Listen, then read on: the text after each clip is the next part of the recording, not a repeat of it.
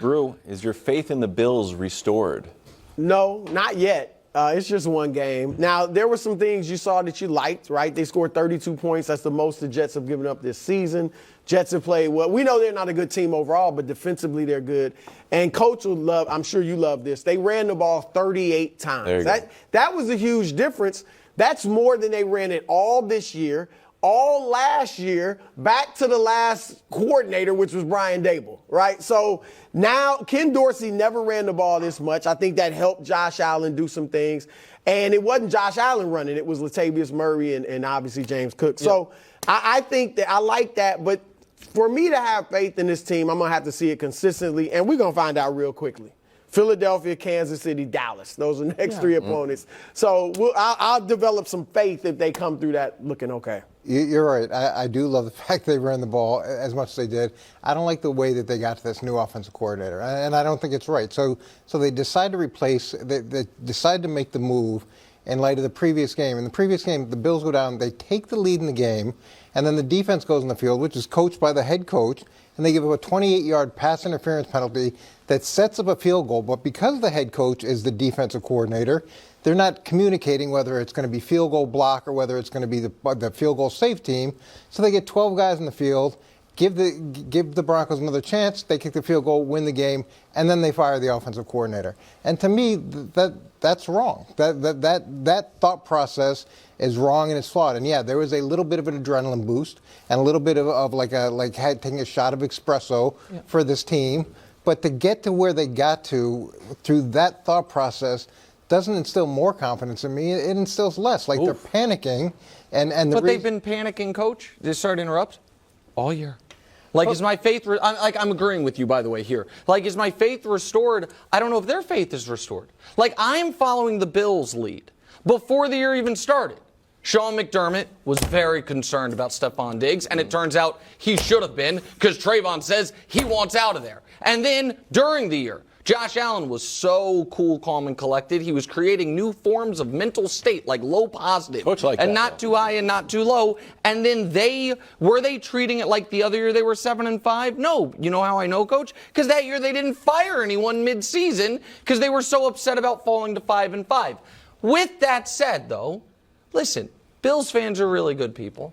Upstate New York, hard, especially this time of year. They love their team. And this was a great win. They avoided the ignominy of being swept by Zach Wilson. So you know what I think it deserves, Wildes? Oh, no. I think it deserves some banners. So can we drop some banners for the good people of Buffalo and the Buffalo Bills? Double banners. Listen, the good part about the roller coaster, Wildes, is sometimes you get that peak. You get that apex. And yesterday was perfect. And with that win, hang this banner right alongside the fake Lombardi and the press. Lead the NFL in blowouts. Oh. Nobody. That's the thing. That's where the Cowboys.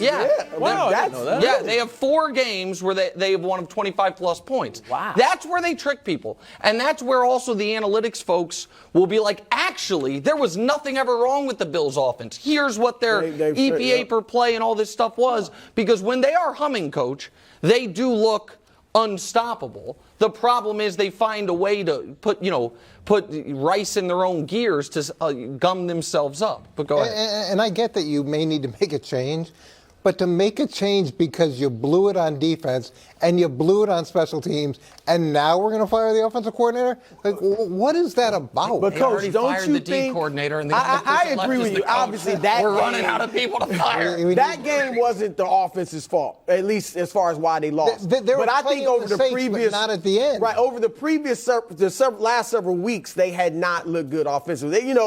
They'd score late and make it look like, they scored 25 points or whatever. So I think the offense I thought Dorsey did need to go before last week because, one, the offense wasn't as balanced. And I thought they needed a jolt. But the timing. Like to see some cause and effect. Yeah, the timing could be off, but I thought they needed to change. I respect you for that take because I know it's hard for you when it's the most rushing attempts in the last 2 years.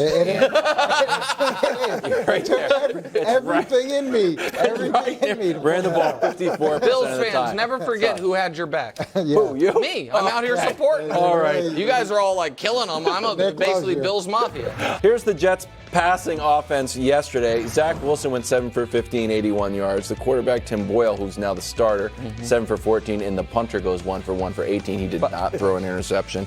Tim Boyle, again, will be starting. We'll start with you, Nick. Have the Jets botched their QB situation? I mean, yeah, everyone knows, yes, they have.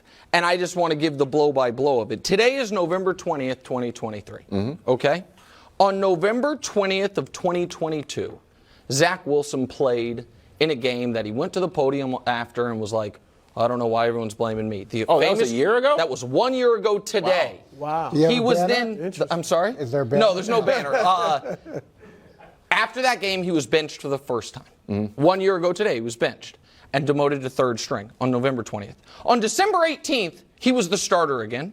By December 22nd, he was benched mid-game again.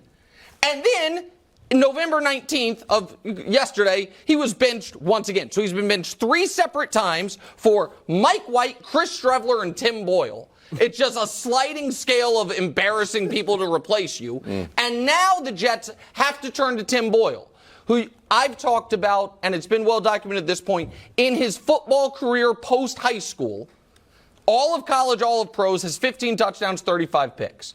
Tim Boyle, who in the last 30 years in the NFL, one player has a higher interception percentage than the famous Nathan Peterman. That's it, of guys who have thrown at least 120 passes. And so I don't blame Tim Boyle for being Tim Boyle. God bless him. He befriended Aaron Rodgers, and it's like, a ticket to jobs and everything. Good for him. I don't blame Zach Wilson for being Zach Wilson. He threw that one great throw at a pro day, and all of a sudden you're the third overall pick. I blame the Jets front office coach for putting all of their eggs in a near 40-year-old quarterback's basket, protecting that basket with an awful offensive line, and having the contingency plan be a quarterback whose confidence you have willfully shattered multiple times. And then when that quarterback gets hurt, Aaron Rodgers, you're like, we'll go with the kid. We believe in Zach. And then you can't even see that through. So now you go with Boyle. So I blame the front office entirely. Look, I was okay with going all in on Aaron Rodgers. I understand the thought process. I understand the upside. What I wasn't okay with was keeping Zach when they did. And unless you had some significant amount of proof that he had improved significantly, why not go get another quarterback that if something happens to Aaron Rodgers, you are at a competitive level. Maybe it's not perfect, but you're at a competitive level, and then Zach can continue to develop maybe as a third with the hope that he eventually becomes something better than he had shown to that point. But now they are where they are, and it's going to be more of the same. Yeah, I was fine starting the season with him as a backup, but after the first 2 games he played after Rodgers got hurt, when he had a combined passer rating of 100. Combined in 2 games, losses to Dallas and New England. We were talking about it. Go get a Carson Wentz. Heck, could they have traded for Joshua Dobbs? Could they have traded for Dobbs? You could have done anything. Dobbs, they are probably a playoff They'd team. be excited with Carson Wentz right now. There's a lot of things they could have done. But Wildes, bright spot, because again, I'm trying to be very positive. What day is today? What did I say it was? The 21st? 20th. Today's the 20th, pardon me. Rodgers back practicing in like 13 days, they're saying. Thanks for watching. Subscribe here to get more from the show and to check out clips from other shows on FS1.